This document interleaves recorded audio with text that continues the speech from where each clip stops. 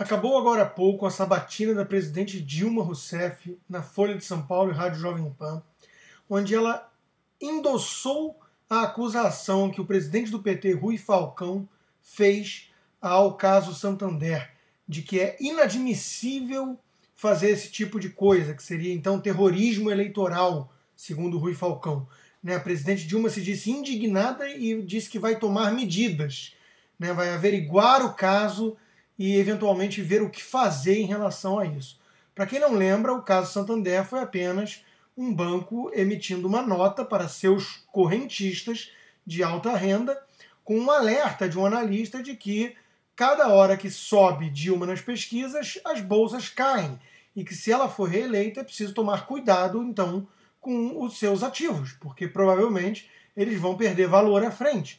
É um alerta mais do que evidente, é o óbvio ululante para qualquer um que acompanha minimamente os acontecimentos no mercado e na economia brasileira, cujo crescimento esse ano vai ser abaixo de 0,9%, segundo a estimativa dos analistas. Então, você constatar que quando Dilma sobe nas pesquisas as bolsas caem, e quando Dilma cai nas pesquisas as bolsas sobem, especialmente as empresas estatais que disparam com altas de 5%, 6%, isso é nada mais, nada menos do que constatar um fato. Fato este que incomoda o PT, obviamente, e há então essa reação absurda, esdrúxula, do presidente do partido e agora endossada numa sabatina pela própria presidente Dilma. O motivo do meu vídeo é fazer um alerta e um apelo aos empresários desse país, especialmente os maiores, mas todos, que reajam. Passou da hora de reagir.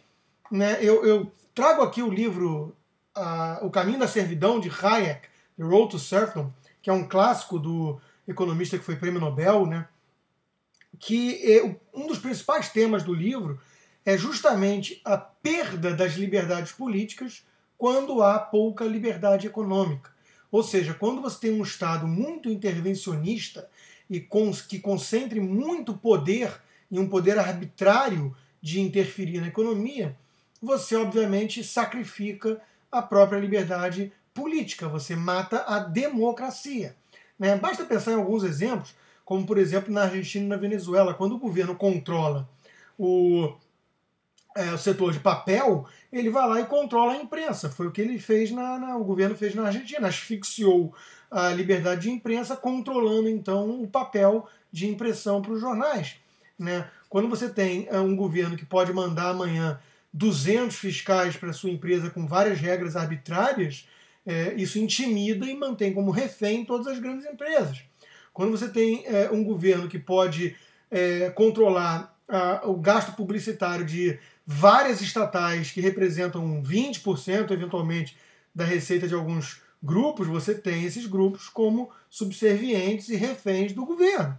Quando você tem um governo autoritário que joga pesado e sujo como o PT, com todo esse aparato, essa máquina estatal em seu poder, em suas mãos, é óbvio que você tem, então, um risco muito grave para a democracia. Não é por outro motivo que liberais pregam, então, privatização, descentralização de poder, pesos e contrapesos e tudo mais que a gente está cansado de conhecer aí de bandeiras liberais. Não é por outro motivo.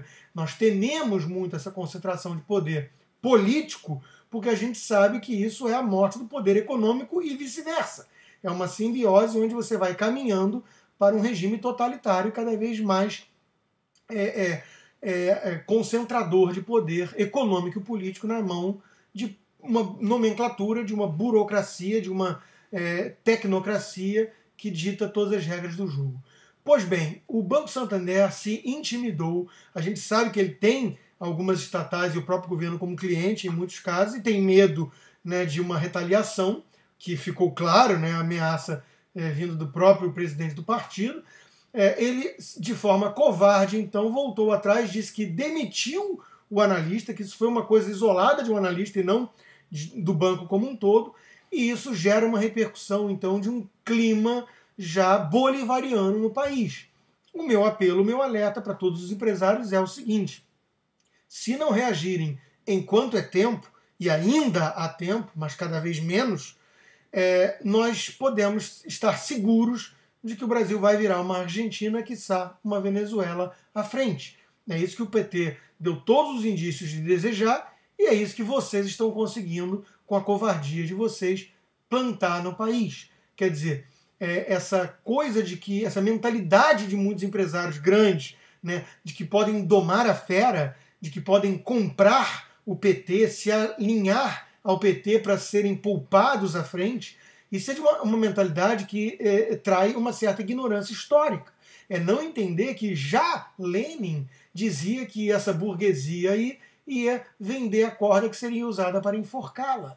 Isso é não entender o que aconteceu na Venezuela, quando vários grupos tentaram se unir, se aproximar do governo, achando que seriam poupados, que seriam até mesmo beneficiados com esse controle todo econômico nas mãos do governo, e deu no que deu. Vários tiveram que se exilar e vários foram destruídos.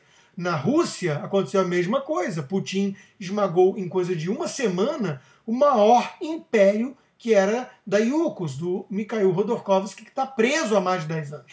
Né? E vários outros tiveram que fugir, barões da mídia e tudo mais. Tiveram que fugir e se exilar e alguns foram até mesmo perseguidos e mortos. Isso aconteceu na Alemanha nazista, né? Quando a esquerda acusa o nazismo de ser de direita, nacional-socialismo, porque eles usam como argumento que alguns grupos grandes apoiaram o nazismo, mas apoiaram também o bolivarianismo, né? E apoiaram o comunismo muitas vezes. Né? Então esses grupos grandes na Alemanha acharam que era possível você contemporizar ou até mesmo compor um grupo, uma coalizão com os nacional-socialistas, com os nazistas, né? E foram eventualmente esmagados depois, ou foram totalmente transformados em marionetes pelo governo. Né? O poder em jogo é o político, e se o poder político controla o poder econômico, não há poder político, não há liberdade política. Né? A democracia não sobrevive, uma democracia de fato, sólida, não sobrevive quando o governo controla todas as cartas econômicas. Quando ele é o dono de muitas estatais, quando ele é o dono de carimbos poderosíssimos que selam o destino de um setor inteiro. Né? E no Brasil a gente sabe que, pelos índices de liberdade econômica, o Brasil está na 50ª posição, ela vai fumaça, quer dizer, na rabeira do ranking de liberdade econômica. O Brasil é um país semi-socialista. Estamos vendo isso hoje. Estamos vendo o quanto nos aproximamos do modelo socialista, onde o governo dita todas as regras. E nós temos grandes grupos bilionários acovardados, que não têm sequer a liberdade de falar isso que eu estou falando aqui agora.